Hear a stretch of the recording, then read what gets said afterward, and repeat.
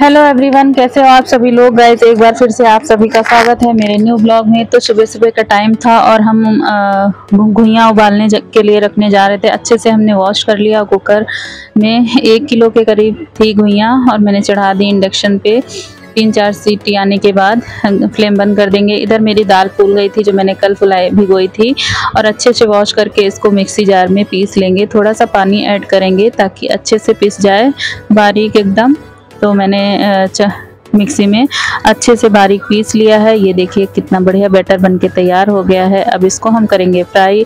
तो मैंने कढ़ाई चढ़ा दी है, कढ़ाई में फ्लेम जला दिया है। अब डालेंगे इसमें सरसों का तेल और थोड़ा सा जीरा डालेंगे और थोड़ी सी करीब 2 चम्मच के करीब जीरा और अजवाइन 2 चम्मच के करीब, और सौंफ डाल दी है मैंने। थोड़ी सी हींग और थोड़े से मिर्च डालेंगे और धनिया डालेंगे और थोड़ी सी लाल मिर्च डालेंगे और थोड़ी सी कश्मीरी मिर्च डालेंगे कलर के लिए। थोड़ी सी हल्दी भी डाल दी है।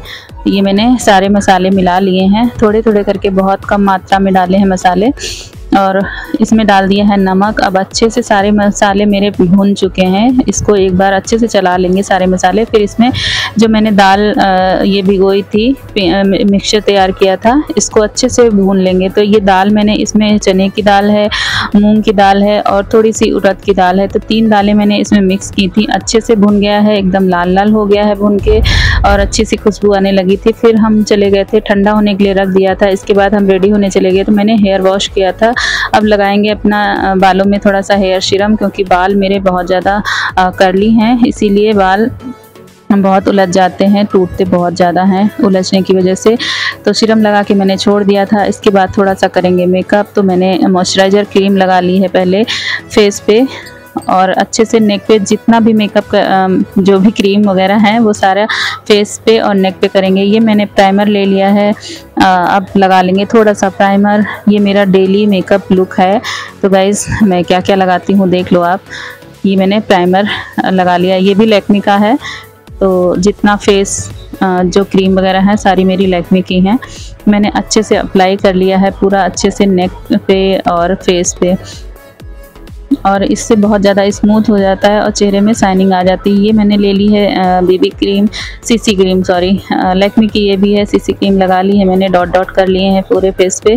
फिर इसको अच्छे से पूरे फेस में डॉट डॉट करने के बाद नेक पे भी करा है मैंने, और इसको अच्छे से 3 उंगलियों की मदद से मैंने अच्छे से अप्लाई कर लिया है पूरे फेस पे। तो देखिए कितना बढ़िया सा ग्लो आ गया है।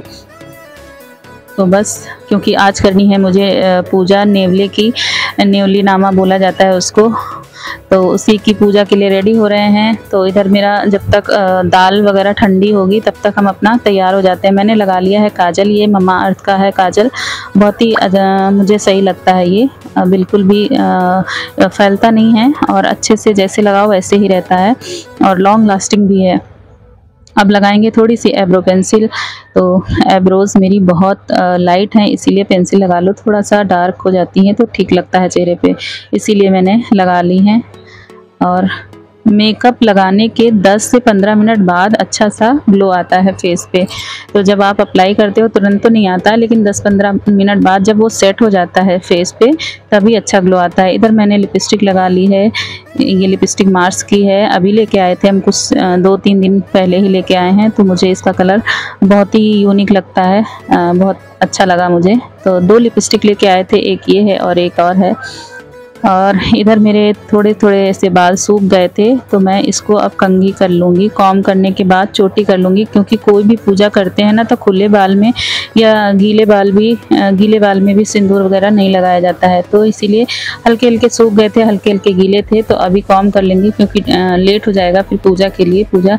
और मैंने ऐसे ही चोटी कर ली है। चोटी करना ज़रूरी रहता है खुले बाल में, कोई भी पूजा हो या कुछ भी है तो महिलाओं को खुले बाल करके नहीं रखने चाहिए। इसीलिए मैंने थोड़ा लूज चोटी की है ताकि पूरा हवा भी लग जाए और अच्छे से सूख भी जाए। तो मांग जब भी आप सिंदूर लगाते हो थोड़ा सा ऑयल लगाने के बाद ही सिंदूर लगाया करें, जब भी हेयर वॉश किया करें तब की बात कह रहे हैं हम, ऐसे डेली नहीं। लेकिन जब आप हेयर वॉश करके पहली बार सिंदूर लगाते हो तो थोड़ा सा ऑयल लगाने के बाद सिंदूर अप्लाई करो। तो इधर मेरी घुइयाँ भी ठंडी हो गई थी, तो हमने सोचा चलो छील लेते हैं फटाफट। तो घुइयाँ इधर हम छीलने के लिए बैठ गए थे, घुइयाँ छिल गई थी। फिर हम आ गए थे किचन में। इधर मैंने कढ़ाई चढ़ाई, इसमें डाला सरसों का तेल, अजवाइन डाल दी है अच्छे से, थोड़ी सी हल्दी, धनिया, मिर्च, नमक, हींग, सारी चीज़ें डाल दी हैं इसमें। थोड़े थोड़े मसाले डाल दिए हैं। और घुइयाँ काटी नहीं जाती। आज वाले जो त्यौहार है इसमें चाकू से कटी हुई चीज़ें नहीं खाई जाती हैं, तो इसीलिए इसको ना हम कंचुल से काटेंगे ना ही चाकू से। चढ़ा दी है, छौंक दी है घुइयाँ अच्छे से फ्राई होने के लिए। और इधर आटा भी लगा लिया है। घुइयाँ मेरी अच्छे से पक गई थी, मतलब फ्राई हो गई थी बढ़िया लाल लाल। अब इधर हम रोटी बनाने जा रहे हैं। तो ये रोटी जो है, दाल ये जो हमने पीसी थी ठंडी हो चुकी थी, इसी का बैटर हम अंदर भरेंगे, फिलिंग करेंगे। तो पहली रोटी हम बनाएंगे गाय के लिए। तो ये रोटी चली गई तवे पे गाय के लिए। अब बाकी की हम जो प्रसाद वाली हैं वो बना के रख लेंगे। तो 9 बिढ़ई लगती हैं इसमें, लेकिन पिछले साल हम भूल गए थे कथा करना, क्योंकि हॉस्पिटल में थे हस्बैंड मेरे, तो इसीलिए नहीं हो पाई थी, भूल गए थे, दिमाग से निकल गया था। तो उसका हम डबल मैंने मतलब माफ़ी मांगी थी पिछले साल ही कि माफ़ करना देवी, हमसे मिस हो गई है, तो हम अगली बार जब करेंगे तो आपका डबल करेंगे, इस तरह से कह दिया था। तो इधर हम 18 बिढ़ई निकाल के और 18 घुइयाँ निकाल के पूजा करेंगे और पिछले साल की क्षमा भी मांगेंगे। तो ये है, इधर हम प्रसाद के लिए निकाल के रख देंगे। तब तक पिताजी भूखे थे, तो वो भी मांग रहे थे चाय, क्योंकि टाइम हो गया था अच्छा खासा। तो मेरी चाय तो बन गई है, सामने आप देख रहे होंगे। इंडक्शन पे मैंने चाय चढ़ा दी थी, बन गई थी। अब जितनी भी रोटियां मैंने बनाई हैं उनमें सब में अच्छे से घी लगा लेंगे। तो ये घर का बना हुआ देसी घी है, शुद्ध देसी घी। और पूजा वाली मैंने निकाल के रख दी बिढ़ई। इधर घुइयाँ भी गिन के 18 घुइयाँ निकाल के रख देंगे। फिर हम आ गए थे रूम में। तो पूजा की चौकी पे हम आईपन जो होता है, चावल, पिसा चावल और हल्दी मिक्स करके ये हम पूर देंगे फूल। अब यहीं पे रख देंगे कलश। तो कलश के नीचे थोड़े से चावल रख दिए हैं और गौरजा रख दी है। तो कलश, गौरजा, दीपक, ये कोई भी पूजा हो तो ये तीनों चीज़ें तो रखी ही जाती हैं। मैंने पूरी पूजा की तैयारी कर दी थी। अब इधर हम लगाने जा रहे थे रंग, तो फटाफट रंग लगा लेंगे और कथा कहेंगे, क्योंकि टाइम से जो भी पूजा है हो जाए तो सही रहता है। पोछा आज मैंने नहीं लगाया था, आदित्य ने लगाया था। मैंने बोल दिया था बेटा आज काम ज़्यादा है, आप पोछा लगा दो, तो लगा दिया था। इधर मेरा रंग लग गया था, प्रणाम कर लिया था। अब दीपक जलाएंगे और धूप जला देंगे। और इधर हम दीपक जला रहे थे। तो ये मेरी माचिस जो है ना सील गई थी, जल ही नहीं रहा था। फिर मैंने हस्बैंड से कहा दूसरी मुझे दे दो माचिस, तो उन्होंने दूसरी दी। फिर हमने दीपक जलाया और धूप जलाई। और पतिदेव पूजा कर चुके थे, भगवान नहला चुके थे। पतिदेव की तबीयत भी थोड़ी सी ख़राब है। पूजा करने के बाद हम सोच रहे थे, डॉक्टर शाम को तो बैठते नहीं हैं, सुबह ही बैठते हैं, तो इनको दिखाने भी जाना है। इधर हमने जल चढ़ा दिया, फिर सिंदूर चढ़ा दिया है और धूप दिखा देंगे। उसके बाद स्टार्ट करेंगे पूजा। तो ये मैंने सिंदूर देवी को भी लगा दिया। तो ये फ़ोटो वाली मैंने तो वीडियो डाली थी, इसमें सूर्य, चंद्रमा और तुलसा और नदियाँ मैंने बनाई थी, क्योंकि ये सारे चीज़ें जो है ना साक्षी होती हैं। नदियाँ, सूर्य, चंद्रमा, तुलसा मैया साक्षात हैं। तो इसीलिए मेरी मम्मी बनाती थी, हम भी बनाते हैं। तो सब में से थोड़ा थोड़ा सा निकाल लेंगे, जितनी भी निकाली है पूड़ियों से, मतलब कि रोटियों से और घुइयाँ सारा मिक्स करके भोग लगा दिया है। और फिर आचमन करा दिया है जल से, घंटी बजा के। और तुर्यम वस्तु गोविंदम तुभ्यमेव समर्प्य, ऐसे भी मैंने बोल दिया था। ये मैंने अक्षत ले लिए। तो अक्षत हम जो पूजा में रखते हैं वो पीले अक्षत है। पंडिताइन थी, तो उनके जो है एक लड़का था। तो पंडिताइन क्या है, बच्चा छोटा था, 5-6 महीने का। तो घर का काम तो करना ही है, किसके सहारे छोड़े, सब लोग अपना काम पे निकल जाते थे। तो क्या हुआ, उनको पानी भरने जाना था। पहले कुएं से पानी आता था, पानी भरने जा रही थी कुएं में। तो उन्होंने एक नेवला पाल रखा था। तो कहीं भी जाती थी तो नेवले से कह देती थी, नेवले को अपने मतलब बेटे के समान प्रेम करती थी। टाइम से खाना खिलाना, ध्यान रखना, केयर करना सब करती थी।